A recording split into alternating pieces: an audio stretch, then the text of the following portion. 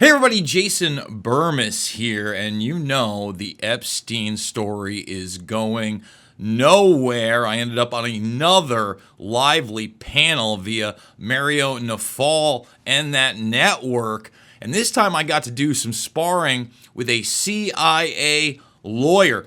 I think that overall, this is the best debate so far. It's going to be a two-parter, and I would also say the second part is a bit stronger on the Bermas end, but you're not going to want to miss it. So buckle up and get ready to make sense of the madness.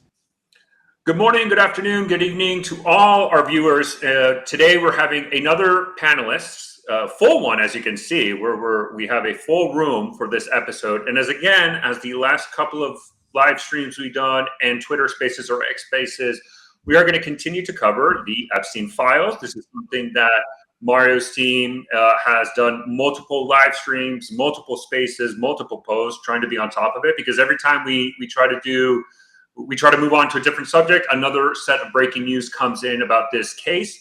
The reason why we originally scheduled this was a report from the Daily Mail indicating that Ghislaine Maxwell was willing to testify in front of Congress about the Epstein files, right? And the cases and the verified client list, to try to get into a plea agreement, that she was more than willing to testify in front of Congress about that. And right before we hit record, I kind of gave some news for our panelists to kind of digest. Laura Trump, who, again, is important to highlight, does not hold any government position. She is not either associated with the FBI, the Trump administration, the DOJ, has stated that apparently the Trump administration will release more files related to the Epstein case. She said that in the Betty Johnson show. And so that's something that we wanted to bring up. But, this breaking news from Ghislaine Maxwell follows what we saw earlier in the weekend on Friday and now, in which there was a lot of tensions within the Department of Justice and the FBI leadership, right? There was conversations that Dan Bongino was going to resign if Pam Bondi still stays in the AG's office. The Attorney General, President Trump, made it clear that he has full faith in Pam Bondi. And then he even went on Truth Social to make a post basically saying, why are people continuing to talk about the Epstein files? There is no additional information. And if anything, this is a Democratic plot to split MAGA. We saw in Turning Point USA, actually during our last live stream, I remember showing it here to our panelists, where I think it was Laura Ingraham was saying, to the audience, to a lot of MAGA, as Turning Point is a key component of that, highlighted, if you're upset about this, please, applaud or boo if you're, and the room was heavily against it, and there was clearly a split on that. So with that actual point, David, let me go to you, my fellow co-host for this episode, and say, are you seeing the same? It does look like MAGA is not pretty happy right now. Well, I was at the Turning Point event this weekend in Tampa, Florida, the Student Action Summit. A great event. But yeah, the thing everybody was talking about this weekend. I mean, look, when you're at a conservative event, you have all the big pundits, you have a lot of the politicians, and you can kind of get a feel for what's kind of trending, And I did a bunch of shows, and the number one, everyone, Epstein. I mean, it was nonstop. And so this definitely is consuming MAGA at the moment. That being said, let me kind of back up and go forward, because the news has been crazy over the weekend. Don't forget, over the weekend was when the news dropped or just before the weekend, that Dan Bongino had this big fight with somebody in White House. They thought initially it was Pam Bondi, but then it turned out to be Susie Wiles, apparently, according to some reporting. He storms out. Basically, it's like Pam or me. Then we get additional information, this Maxwell supposedly willing to talk to Congress. And then, of course, a few minutes ago, the Laura Trump thing. It's almost like this story won't die. And you say, why? Is it the Democrats trying to keep it in? The Democrats are talking about Medicaid still. I don't know. This story is going to have legs, I think, because the messaging has been sort of inconsistent. So when you play that game, you remember Mad Libs, that you pick up that little book and it has blanks in it and you put in the funny words and at the end you have a totally different story. I think what we're seeing is a real life Mad Libs play out where they're not really sure what the messaging is on this. I think eventually the messaging will become a little bit more consistent and we'll have a better understanding about what's going on. But here's the reality. A lot of people are suggesting we should have a press conference with Pam Bondi. My answer to that is, if you have no answers, what's the point of holding a press conference?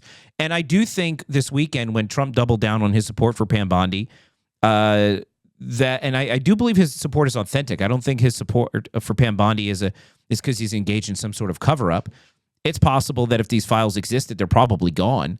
But nevertheless, Trump has wanted to move on from this because it's distracting from so many big wins. And so to kind of bring it full circle and to get it over to the panel, you do have to wonder, what is these Epstein files? What is Laura Trump now out there saying? Because somebody's making a phone call around. What are you talking about, Laura? What are the files she's referring to? And even Maxwell, she was talking about client lists. She's suggesting that she will testify to Congress who was on the quote-unquote client lists, right?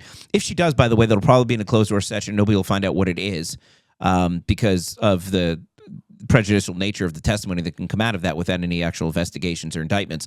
But that being said, man, I don't know. I think this Epstein thing won't die. I think the people that don't want it to die don't want it to die for very specific reasons. And with that, let's see what the panel says. And actually, David, let me because in the last episode we had, I know we had Josiah, and I think that is a perfect point in how you did it, because let me direct the first for his initial reactions to Josiah, because when you look at the Trump Truth Social post that happened, it was the first time he was, quote, ratioed, where there was basically more comments than, I don't know what they call it, reposts? Truth posts, whatever, or likes. Retruths. On truths, it's retruths and comments and likes. Yeah.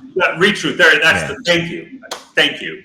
And if you looked at it, people were furious. Yeah. And so, Josiah, I think let me ask you this, to David's point, this won't die. Let's be real. There was major news today in a geopolitical sense. Trump's with NATO Secretary General Mark Rutte, basically more aid to Ukraine, saying 50 days, if not secondary sanctions against Russia, endorsing Lindsey Graham's sanction package. Like, in the international geopolitical sense, now the U.S. is doubling, if not tripling down into Ukraine, but that is not carrying any weight. And it looks like one of the main reasons the Epstein case is not over is, if anything, I would argue, much more on the conservative media and the MAGA base than really anywhere else. So, Josiah, how can Trump move on from this if his base and the Republicans, conservatives, Turning Point USA are saying Epstein, Epstein, Epstein? He can just wait them out. I mean, the reality is that there's a whole influencer grift economy, which is really heavily rooted in pitching this sort of Gnostic online cult. I have secret knowledge about the doings of the elites and the pedophiles, and I'm going to pitch that to you. Sign up for my Substack for $10 a month. And these people, to have turn out that the documents they claimed existed for all these years actually either were tampered with, destroyed, some sort of corruption happened. I honestly think if Epstein really was a member of an elite global cabal and they were able to murder that guy inside of a Bureau of Prisons, maximum security holding center, the idea that those people could then delete files and get rid of stuff they didn't want, very plausible. So, I think right now it just reveals there's a lack of seriousness among much of the commentariat.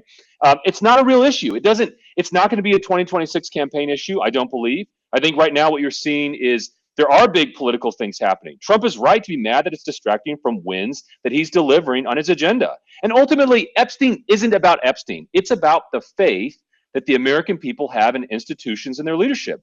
Under Biden, we saw a massive decline in legitimacy among major institutions. Now that Biden is out, the way to recover that legitimacy is by delivering results for the American people. Donald Trump has done that in the big, beautiful bill. He's doing it on immigration. There are ongoing fights in foreign policy and law and order, which will continue to draw attention. But if Trump delivers on those promises, then this story is going to die. And let me tell you this right now. If Pam Bondi wants to save her skin, she should go and arrest Anthony Fauci today. And I guarantee you we'll be talking about something else. And I think that would be better for the country as a whole. David, I think that's I was interested when I saw this because I saw a lot of people reacting, some eyebrows. And if it's okay with you, I want to go to the first one that I think had a more visceral reaction to that. Jay said, well, real quick, Stefan, if I may, I want to comment on that because it was actually a brilliant point, the waiting it out thing. and the other topics that come up, because that is exactly, I think, why the administration has been kind of quiet on this. People will get it's almost like you can't undo if you make a mistake. Now, I think mistakes were made. Again, that phase one release, I think certain things weren't handled the best way. I think the smartest thing you can do now is not make any more mistakes and simply wait it out, because I agree. The only thing that becomes a 2026 issue is further mistakes relating to this issue. But yeah, Anthony Fauci, that was discussed today, that they're looking into him now, and that really would pivot the conversation. But with that, yeah, let's go over, who did you want to go to, Stefano? I feel like Jason had the most visceral disagreement with that statement, so I'll go to Jason first for initial comments. Cool. First of all, let me agree with a portion of what he said. I think the reason that this story isn't going away is because a lot of his base, this was their first taste of, a reality conspiracy amongst billionaires and their associates and high political figures, Holly weirdos, and pedophiles. Okay? And through that, a lot of them bought into the QAnon sense. They think white hats are coming, fairy tales and unicorns, and Trump is Superman. That's not reality. What really actually happened was it was through the outcry that an intelligence asset and his team, basically after being caught in Miami, okay, an arms dealer, all right, they tried to bifurcate it with just Ghislaine Maxwell and him. And now there are all these other distractions. We've talked about how, the Diddy case is not the same, but they've tried to make it into the same. People want to talk about things that they cannot prove. There are a ton of documents right now on Court Listener that anybody can look into. And I would say this, if you want to understand how these networks work, and one in which Epstein was more than likely a part of in the 80s, look into the BCCI banking scandal, because it encompassed all of this. And a lot of people don't understand that the current Epstein Victims Fund is mainly through JP Morgan Stanley and their internal emails. And furthermore, Nick will probably talk about this. If you wanted that money, if you were good enough to actually be a victim of Epstein, that they deemed that you could get this, you have to sign non-disclosure agreements. Okay, so you ask why people can't talk about that. Remember, we haven't had any criminal investigations, let alone successful prosecutions, into any high-level government figures or those assets in the past 4+ decades. And if the people find out that the last time we did Iran-Contra, Epstein was an integral part of that with his buddy Adnan Khashoggi, who mentored him and was a part of that, who was doing business with Epstein in the 80s, that will be a huge scandal amongst the blackmail and the foreign intelligence. Again, when you look at Iran-Contra, it was Israel that was getting the weapons from Eastern Europe and then shipping them down. It's a proxy network. And I'll leave it at that, because I don't think they can wait this one out. They can pivot, like David said, to something else people are very upset about, Anthony Fauci. But this story will continue to live on, because forget about the FBI documents or other intelligence documents. There's a paper trail on this guy that's out there, and it's only because of that paper trail and people like Nick who got the Black Book published and the flight logs published back in 2015 that we've even gotten this far, gentlemen. But let's talk about that, right? So 2015 flight logs are published, right? The information from the Black Book or whatever. So there's information out there. There's been investigations. 2 people sit in jail. At what point, though, is it enough? Like, I understand that they want names and they want people to pay, but the thing is, what this administration has told you, and we've talked about this on so many shows, is that this administration said, we have given you everything we have. We don't have anything else. This investigation is closed at this point. And then from here, though, it's not that that nothing can be done.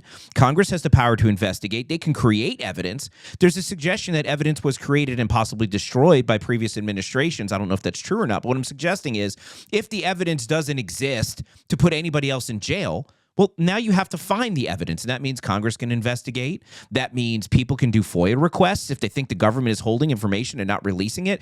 There's other ways to go and try to find information, but the problem is, at the end of the day, is you have people begging and screaming for something that's impossible to get at this point. And if they're never going to move past it until they get something that at the moment is impossible to get, I just don't understand where the energy is going. Yeah, I'm not sure who said can I jump in on this, but yeah, absolutely. Brian. Yeah, go ahead, Brian. Thanks, David. So a couple things on what you specifically said, but I kind of try to divide this up into 3 buckets. There's the conspiracy intel bucket, there's the this case bucket, and then there's the victims bucket. And I'm kind of sad that I'm the 5th person to speak, and I'm the first person to mention that these victims have a stake in this too, dead and alive. And the idea that we're going to just look away and move on with no accountability for those victims, I think that's wrong. But here's a fact, okay? We know there's information that the administration has that they haven't made public. And the reason we know, there's many reasons. One reason we know is that they handed out binders to influencers that had documents that Biden had released that still had redactions in them. So at a minimum, they could release those documents unredacted. Now, I will tell you, as a constitutional lawyer and a prosecutor, there's a lot of reasons why you might not want to do that. But the one thing they cannot honestly say is there's not more information, because we know there is. Well, that's true. And that's a good point, but you're exactly right. The information that's there, and I agree with you, the accountability for the victims, that's what everybody wants. Obviously, there's a lot of people that's exactly what this is about. There was kids, there was minors, and people want justice. There's probably no more offensive thing that you can do in society than do something like this to a child. And it is really the ultimate sin. But that being said, people do want accountability. But is it on Trump if he doesn't have the ability to deliver that accountability? Does it all fall on him? Remember, Jeffrey Epstein's been doing this for decades. And so it almost seems unfair in a sense that the buck is somehow stopping with Trump. And I think, though, and I understand the counter argument to that is going to be, well, why did he say he was going to release it if he didn't have it to release? Maybe he thought he had something he didn't. But to release the unredacted things, Brian, and I agree with you, who knows what names are in there that can't be released for the various reasons that people can take it upon themselves to assume that just because something appears in those files that suggests that they've done the worst thing in the entire world, and that might not be the conclusion that you can lead to in there. So, but it's an excellent. I understand your point. Yeah, can I ask also another follow-on question to Brian, though, because it's something I wanted to ask you. I think I heard you in a space yesterday, but you said it to right now.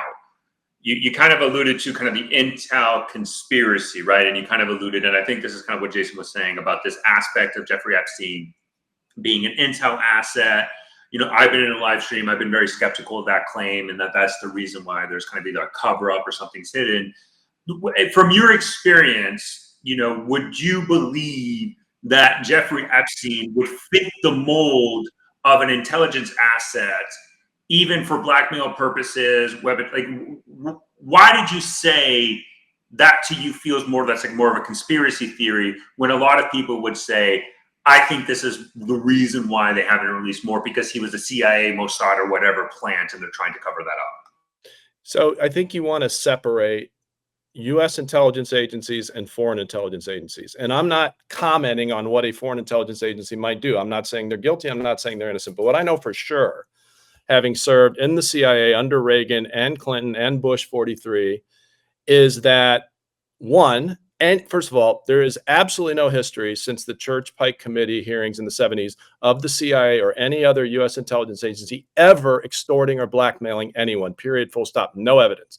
I'm not saying it's impossible. I see your eyes roll, Jason. I'm not saying it's impossible. I'm saying there's no evidence, number one. Number two, I have both written presidential findings on intelligence operations, and I've received them when I was working for Condi Rice. Any operation like this, where you are going to recruit a U.S. citizen to be a covert agent for decades, would have been reported not once, not twice, if you go back to the 80s, 8 times to 8 different administrations and 8 different Congresses. And this is the United States. This is a partisan environment. No chance that doesn't leak. You have to imagine a conspiracy of 8 presidents and 8 times 8, 64 members of Congress at least. I don't buy it. Number 3, if this was a thing, and if there was this conspiracy that could reach into a federal prison and have an inmate murdered, they certainly would have murdered Ghislaine as well. And here's one last thing, and I'll ask, and you can ask me anything about here's another thing too, sorry. The Southern District of Florida, like all federal courts, has the ability to run criminal trials when there is CIA or other classified information involved. There's a federal law that does this. It's called the Classified Information Procedures Act. I litigated 3 cases in the Southern District of Florida under this law. So the idea that even suppose he was an intelligence asset, which I don't think he was, all these cases still could have been tried. And Acosta's bullshit that intelligence told him not to do it doesn't work that way. Last point. If a member of Congress or the Senate wants to conduct what we in the intelligence business call an ops test today, they could go, Marjorie Taylor Greene or Hakeem Jeffries could go to the federal penitentiary in Tennessee or send a staffer, ask to visit her. And if the government blocks that, you're going to know a lot. So with that, let me go to somebody that might, I assume, because and I know there's a lot, so we want to go. So let me go to Dave. I think you might disagree with that based on some of the reactions and all that. And look, I'm all for it, man. So take it away. So I can't categorically say that Epstein was Mossad, but I think the most plausible explanation was that he was either a Mossad asset or connected to Mossad in some way, and that's just from his associations with Ehud Barak, who lived on his property, visited about 30 times, his connection with Robert Maxwell, the most prominent spy in Israeli history, was given a state funeral on it, and Alex Acosta's famous statement. I don't have to go into that. A lot of us know that, but I'll just say this cover-up seems to be a bipartisan affair. For all the theatrics brought about by the Trump administration and his supporters, saying that Trump would be the white knight to bring prosperity and transparency into Washington, it doesn't look to be the case. This is a rift in MAGA. You're seeing it play out right now, more so, I think, than the schism with Musk and the Iran strike, actually. And David was so right, David, when you said that the Democrats' response to this is to talk about Medicaid. They have the silver bullet against the Trump administration right now, and it's to talk about a sex trafficking ring that involved the most prominent people in government. But they had it in Trump's first term too at the beginning, but instead they relied on the Russiagate hoax and all the absurdity that came with that. So here's what I'll say to round this out. Dan Bongino, if you have a problem with Bondi and how she's handling this, or Wiles, be a hero, be a whistleblower, and tell us. Because if Bondi goes down and we still don't have answers, nothing changes. People are going to clamor about this. I think Bondi is something of a red herring in this. And last thing I'll say is that the client list and the death information, things regarding that are still ambiguous, are important. But the real elephant in the room, the thing that everyone wants to know, that's probably the most important, is which intelligence service or services did Epstein work for? They didn't even address that in the memo. So that's where I'll end. Thank you, guys. You know, there was a great interview that we conducted on Mario's channel with John. I think you pronounce his name Kiriakou. He was a former CIA analyst, and I know Brian's like, no, but it was actually a really intelligent discussion about how he could have been an asset from Assad and the reason for it. And it was a very interesting discussion. I recommend you going and checking that out on Mario's channel. It was a great interview. It was on, I believe it was Friday. But to your point. Sorry, Dave, just real quick. Yeah. Sorry. People can go to my timeline. John Kiriakou himself said that what he did in exposing his fellow agents was immoral and lies. He swore to that when he got sent to prison. So believe him if you like, but I don't. Well, I'm not saying believe him or not. I'm just saying if you want to hear his take on it, is an interesting interview. But but that being said, I want to pivot back to your point, Dave. I think the reason why the Democrats are talking about Medicaid, though, and not using this quote unquote silver bullet is twofold. One, as I think it might have been Brian who made the point early on, or it might have been Jason, and it was a good point. They're not going to be talking about this in 2026. And so they're really pivoting for the 2026, and by hitting that Medicaid thing over the head and trying to get people to believe something that's not true, that is really why they're not touching this. The second reason is Biden would be just as implicated, and Democrats are just as implicated as Trump if you try to suggest that there's a cover-up. So there's no value here either. Everybody's like, no. I don't want to have anything to do with this. Look, Trump just even mentioned trying to get to the bottom of it, and now this is squarely on his desk. Nobody wants to touch this thing because of the frustration around exactly what we're talking about. You're talking about cover-ups, if it's intelligence or not intelligence. Everybody has an opinion on it. It's dealing with very graphic subject matters. Nobody wants to touch this anymore. It's the thing that won't go away. Like Trump said, why is everybody still talking about this? People are going to be talking about this forever. But I don't think the Democrats even want to touch it because they don't want fingers pointed their way either. Right. But an excellent point. Cricket, I want to bring a female voice into this. What say you and everything you've heard so far? All the what we have, what we don't have, what you're expecting, what your disappointments. What do you think? Honestly, David, I'm having difficulty controlling my face when you talk because I Why? just can't believe the takes that you have when you look at the Epstein case and you're like, oh, it's about messaging or it's about the people don't care. Everyone cares. And I don't know what I didn't say Democratic people didn't spaces. care. I did I don't not. know I what said it was a Democratic messaging problem. I spaces didn't you're say going people into, didn't care. but Democrats are talking about it. The leadership and the people in Congress who honestly are probably implicated, they're not talking about it. And that's a problem. That is a problem that the American people care about and should still be talking about. And this is the one issue that this is where Trump has actually united the country because I have been in MAGA spaces, I've been in liberal spaces, and everyone cares about the Epstein case. Everyone wants to know because unlike what you're saying where, oh, there's just nothing to see here. Hold That's not on. what Trump Don't said. put words in my mouth, Cricket. I didn't say there's nothing to see. I didn't You say I said think that everybody should. Trump Everybody said- should be upset about what I said. Is very specifically, and it's recorded. What I said was there might not be any evidence. They've given what they had to give. What more can he do? Is what I said. And I said if that is anybody not what wants, Trump said. it is Trump true. It's said, recorded. Don't look at this anymore. What? So No, you said- that's not what I said. No, Cricket, but let me go to you though, to that point though, because I think there's two ways to analyze. Because I would disagree. We have seen Democrats really push this against Donald Trump. We have seen Democratic members. We have seen. I even think the DNC created a bot on Twitter that literally it tracks if the case files have been written. And I think that is what's messaging.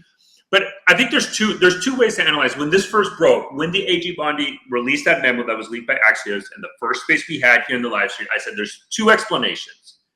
It's either a cover-up, number one, which I think everybody agrees, one way or another, the reasoning why, or number two, which I think is kind of what, in a way, Josiah and David are alluding to, was they overpromised. They leveraged this political crisis, this lack of trust in the American people, because it's important to remember Trump was president during the first term. Like when this happened, this all happened under President Trump the first term, right? This didn't happen under Biden. It was Trump.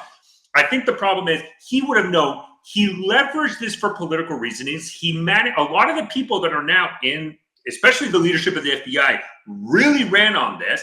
And I think when they got into the positions they're at and they looked at it, they're like, oh my God, we've been played and we've played our base. How do we escape from this? How do we escape from overpromising, saying there's all this going on, the list and blah, blah, blah. And now they just have nothing else to do to say there's nothing more. And so it's either a cover up or they basically played their political voters in their base, and now they don't know how to cover up for it, or not cover up, that's the right term. They don't know how to pivot away from it because their base is the ones who are going to be the most adamant that there's definitely much more there, because they created that after 6 years. They created this notion of this deep secret, and now they can't walk away from that.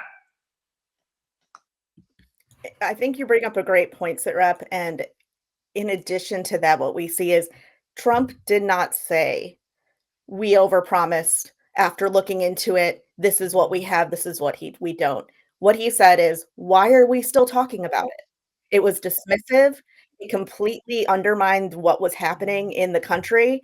And it made it seem like, all right, why is there a distraction here? So if there was some forthrightness, then maybe we could get past it. But at this point, people want answers, they want accountability, and they want to know where that's going. And honestly, I consider myself a moderate. I am seeing that from both sides of the aisle, at least from the people.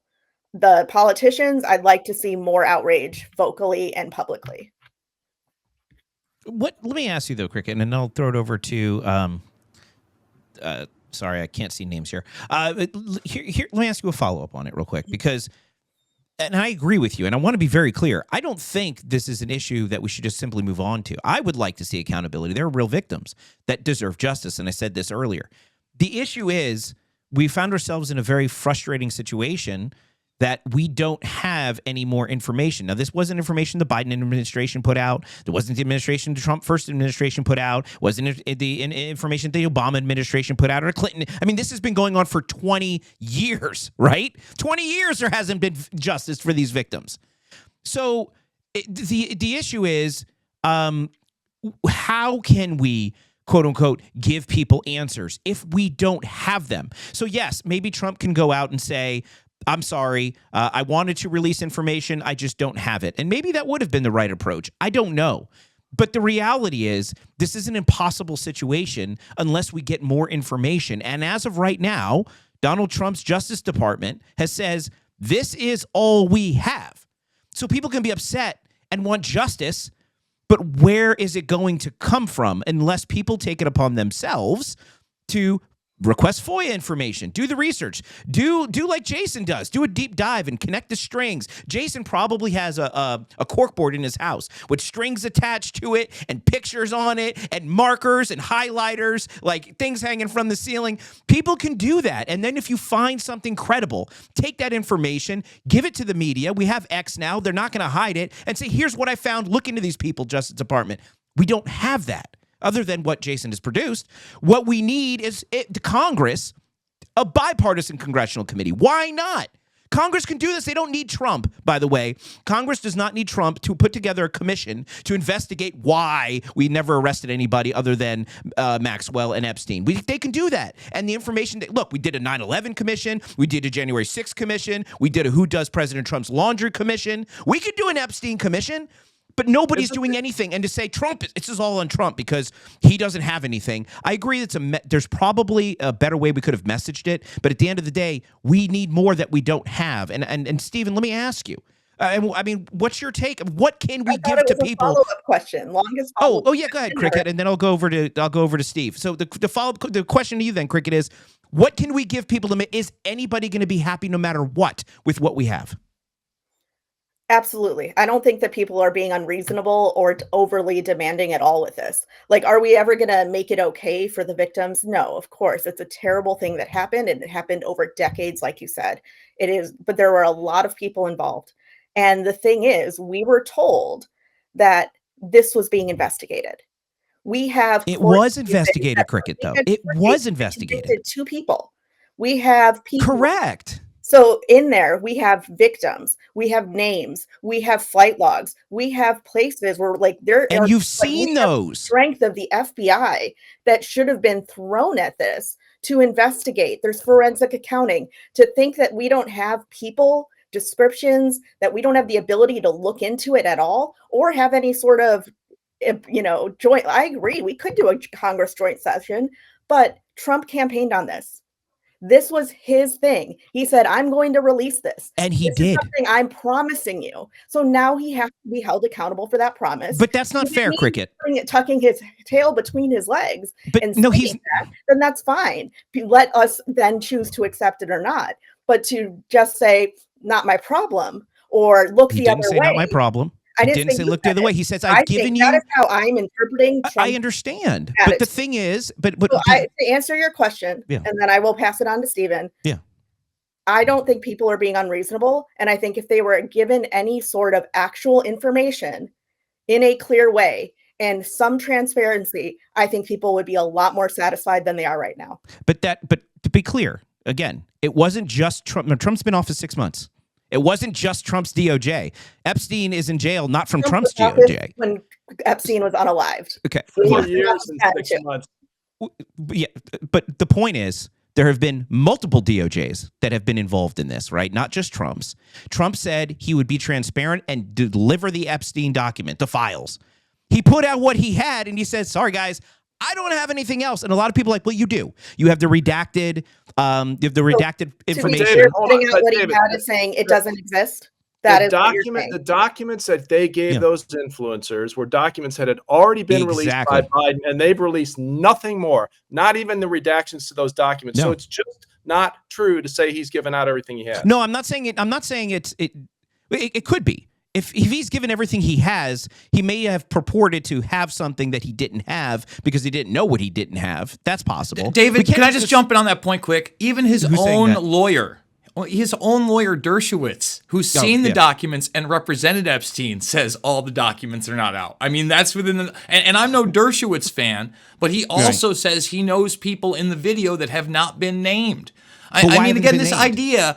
See, Biden didn't even, quote unquote, release anything. He just unredacted some things that had already been released in 2017 and 2019 that were part of civil cases in the prior criminal case. So I just want to clarify that. And just because I have the floor. Getting rid of redactions is releasing information. So can I actually, let me go to Stephen with this then, though. I think this is the point. I think this is the problem. And this has been a consistent narrative. And again, whatever initial take you want to give, run with it. Please give me your initial take on whatever topic, because you still haven't spoke, so I apologize for that. But I think I want to just leverage something that Cricket said, and I think everybody, there's a lack of trust in the Trump administration. There's a severe lack of trust. And the lack of trust in this, though, is not coming from the Democrats, the liberals, with the Russiagate, or however you want to frame it. This is coming from his base. I mean, we have Steve Bannon with the panel. One of the speakers that he asked a question, who identified as America First, who identified as MAGA, basically said, if Trump can't protect our children, I'm paraphrasing more or less, but he basically then said, Trump is the deep state. And I think that's the problem. It's that he might lose. And it's like this, if you ran on this, you bring the people in who leverage this in their podcasts, and now you're in power and you're not delivering. You have a lack of trust. And I think I've talked about this in a previous issue we did with, this is where Elon Musk can just come right in and say, see, people, you cannot trust Donald Trump or whoever it may be. And that might resonate with voters within America First, who might say, you know what, you're right. I can't trust Donald Trump because of this case, which for me is the straw that broke the camel's back. Stephen? Well, I think from a libertarian perspective, if the FBI can't protect life, liberty, and property, it's unfit to exist and should be abolished. The level of trust in the intelligence community is at an all-time low. Look back in the 60s, we discovered that the FBI sent a suicide package to Martin Luther King to try to get him to kill himself. Of course, you had MK Ultra experiments. You had many examples of the CIA and all these black budget programs and cover-ups, the NSA cover-ups, and everything Snowden came out with. Trust in institutions is at an all-time low, and I think a lot of Americans are picking up on that with this whole Epstein thing. For Trump to come out and essentially gaslight his base and saying that, well, this was a DNC fabrication from the Biden administration, the Clinton administration, it's just so crazy. It's like we were always at war with Eurasia. It's trying to change people's minds, something that he was very vocal about. And now they're turning around and saying, well, we have the files on our desk. Just kidding. Actually, we don't have the files. You've had the files all along. There are no files. Jedi mind trick. It's created so much confusion, I think, in Trump's core base and the whole MAGA sphere. And I can tell you, I know a lot of libertarians who voted for Trump on the promise of, we would stop the war within 24 hours with Ukraine. We would decrease the size and scope of government, tackle the debt, no more foreign wars, et cetera, release the Epstein files. And over the past 5 or 6 months, every single one of those promises has turned null and void. And I'll tell you, as far as Epstein goes, between Bank of America, JP Morgan Chase and the Epstein's Victim Compensation Fund, they paid out a third of $1 billion to victims. So to say that Ghislaine Maxwell and Epstein were the only ones that imparted a third of $1 billion in damages just doesn't make any sense. There's something much more to this story. I think that, quite frankly, there's so much distrust in the entire government apparatus, whether it's intelligence agencies, congressmen, the presidency itself, that Americans just don't trust any part of it. And to turn around and say, there's nothing to see here, it just further increases that distrust in government. And I think that we're seeing a big schism in MAGA's base. And I think for a lot of people who supported Trump, we're only an eighth of the way through his term. A lot of them are turning his back on him, especially over this. I think this is where a lot of people draw the line.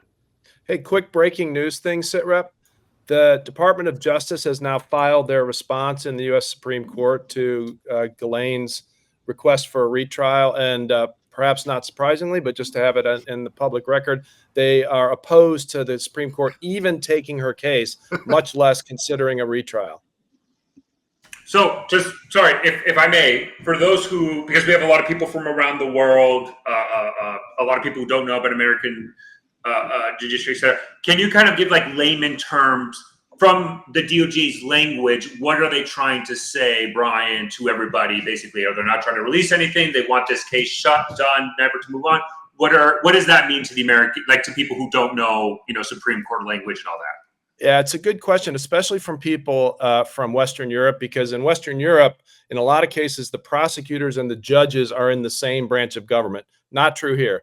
The judiciary, which the Supreme Court is the head of, is entirely separate from the executive who runs the Justice Department, who filed these pleadings. Another important thing to know here is that this particular thing that she is asking the Supreme Court about has absolutely nothing to do with anything we're talking about today, and it predates everything we're talking about. Her claim is that the non-prosecution plea agreement that Epstein made that names 4 or 5 unnamed co-conspirators actually was meant to apply to her, and therefore she was not constitutionally tried. For all people that don't know this, it really is not unusual at all. It sounds like it would be unusual, but for a case to go from whatever she was sentenced to now getting to the Supreme Court is not slow.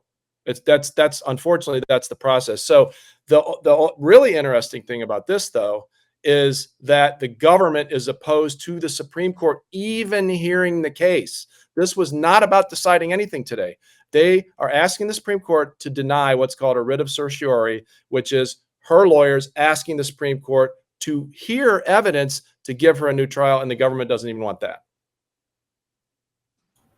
That, I guess, is interesting. Let me go to Josiah, because I know you were shaking your head a lot. Yeah. Again, though, I mean, I know you're saying, but I just got to go, okay, let's be real. You can just look at MAGA on X. You can look at Truth Social. You can look at Turning Point USA, what happened there with all the speakers. You can look at any conservative news outlet that has been covering this for years and years and years.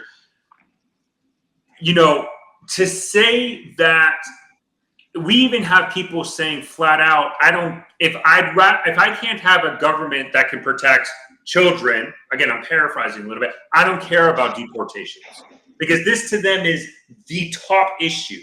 Now, you can argue maybe it's a small minority, but I think, the reason why we continue to have these conversations, and we're going to continue to have it, is because it's being driven by that conservative media that has been so important for Donald Trump in his 2024 election. I don't know if you can just ignore it. Well, I don't know if you can just ignore it simply, but I think the reality is MAGA has won. It's accomplished real political aims. We got Donald Trump back in office. We've gotten deportation funding through Congress. We are implementing policies that are aligned with Donald Trump's vision. And I understand there's a lot of complaining, right? And I didn't love the Iran strikes, but it's not a wider war, and we're lucky that's not happening, right? I don't love what's happening in Ukraine, but the reality is reformulating the world order is an enormous task, and it's going to take time to do that. I think Donald Trump is a pragmatist. He's trying to figure out how to maneuver his way through all these really complex issues. Having a bunch of influencers get up in arms about this Epstein case doesn't assist that when there are attainable ways of doing the things they ostensibly care about, right? You don't like Israeli influence in our government? There are tons of people who represent the Israeli government. Mark Levin on Fox News is de facto an agent of the Israeli government. If you don't want those kinds of people exerting foreign policy influence, then you can attack them right there. If you don't like politicians being corrupt, then demand that Anthony Fauci get arrested. Jeffrey Epstein is no longer with us. That dude's been dead for 6 freaking years. And there is no evidence I see that Ghislaine Maxwell is going to be brought before Congress is going to tell the truth. She could just make shit up. And that's probably what's going to happen. So I think right now, the influencer class, the MAGA class, the people who are talking about Epstein because of these political reasons, they need to get more serious about policy.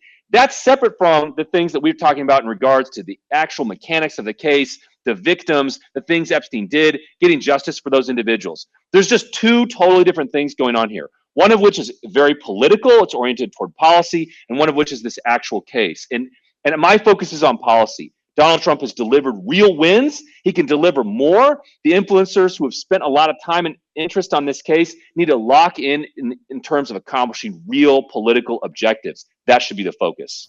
Josiah, if I could, Sid Rep, I real think quick, that I promise I'll go right over to you. I just Okay. want to comment on what Josiah said because it's a really important point.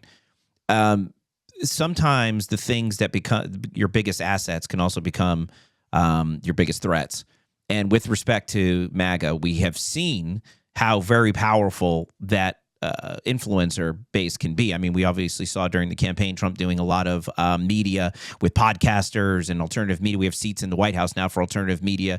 There have been a lot of credibility given to people who form opinions, very strong ones, and have a very big audience to deliver those opinions. And we saw, especially during the primary, in the presidential primary, how powerful influencers can be.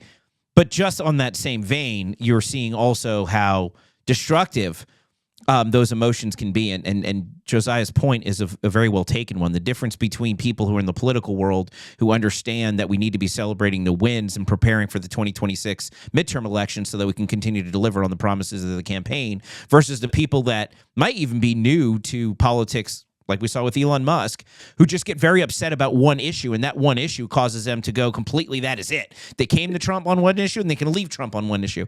And so that is the problem when you're playing with dynamite a little, too, and we're seeing that now. I agree with you, though, Josiah. I think we need to be more universal with respect to considering everything that's going on and not just singular issue voters. You have to look at everything else and all the other things we've been able to accomplish in 6 months, the wars that are not starting, the tax breaks that are coming, the immigration that's controlled. I mean, there's other things the influencers should be happy about, but for some reason this Epstein thing is just taking over. And again, I think it's just the way the weapons have been sharpened, and now unfortunately we're falling on our own blades.